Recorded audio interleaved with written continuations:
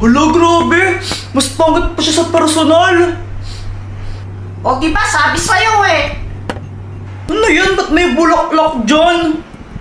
Wala lang, para astig. Tapos naglagay ka parang kandila, oh! Parang ginawa mo siyang patay!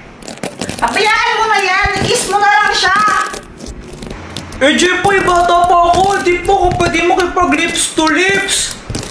Hindi naman sa lips, pwede naman daw sa cheeks. O kaya dito, o kaya sa kamay, ikaw na bahala.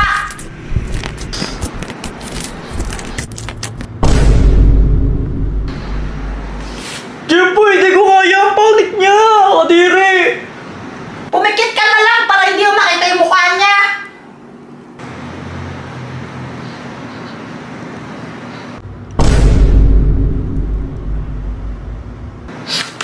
Ang baho ng hiningan niya eh! Eh, di sa kamay mo na lang siya i-kiss.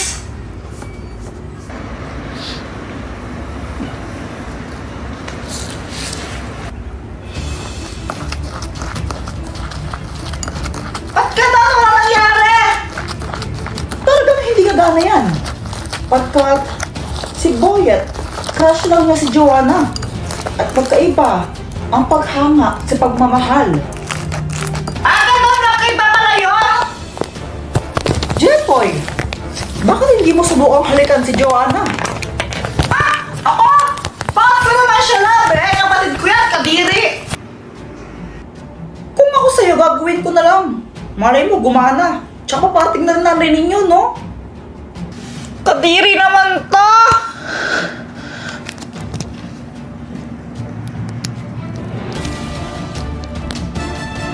Yak!